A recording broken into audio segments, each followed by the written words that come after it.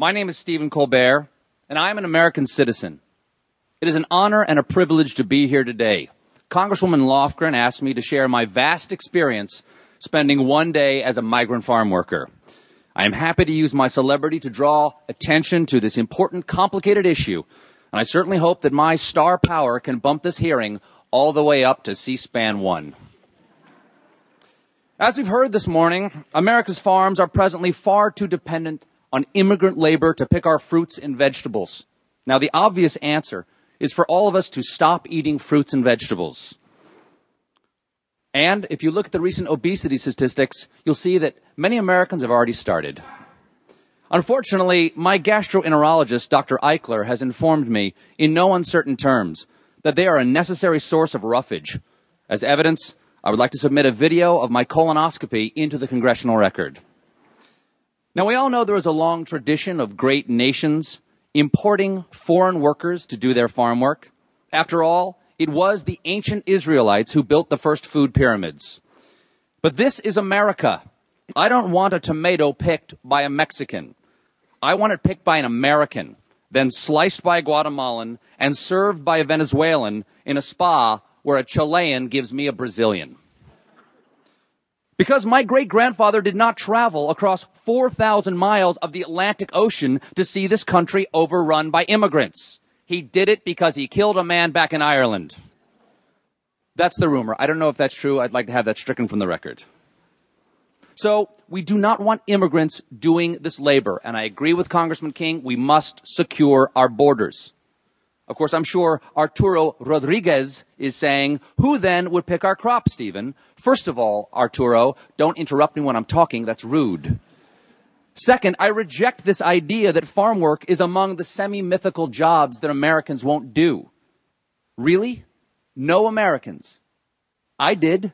As part of my ongoing series, Stephen Colbert's Fallback Position, where I try other jobs and realize that mine is way better. I participated in the UFW's Take Our Jobs campaign, one of only 16 people in America to take up the challenge. Though that number may increase in the near future, as I understand, many Democrats may be looking for work come November. Now, I'll admit, I started my workday with preconceived notions of migrant labor. But after working with these men and women, picking beans, packing corn, for hours on end, side by side, in the unforgiving sun, I have to say, and I do mean this sincerely, please don't make me do this again. It is really, really hard. For one thing, when you're picking beans, you have to spend all day bending over. It turns out, and I did not know this, most soil is at ground level. If we can put a man on the moon, why can't we make the earth waist high? Come on, where is the funding? This brief experience gave me some small understanding of why so few Americans are clamoring to begin an exciting career as seasonal migrant field worker. So, what's the answer? I'm a free market guy.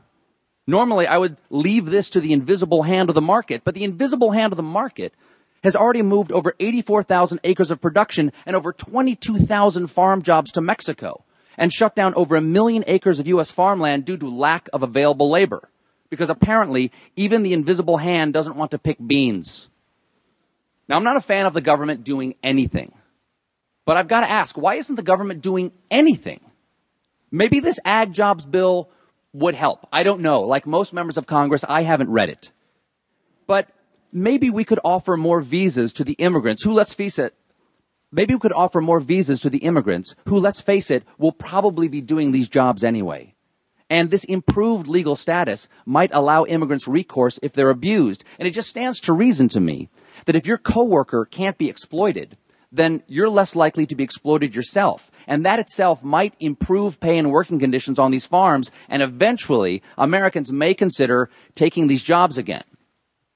Or maybe that's crazy. Maybe the easier answer is just to have scientists develop vegetables that pick themselves. The genetic engineers over at Fruit of the Loom have made great strides in human fruit hybrids. The point is we have to do something because I am not going back out there. At this point, I break into a cold sweat at the side of a salad bar. I thank you for your time. Again, it is an honor, a privilege, and a responsibility to be here. I trust that following my testimony, both sides will work together on this issue in the best interest of the American people, as you always do.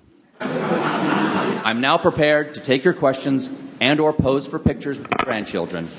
I yield the balance of my time. USA #1.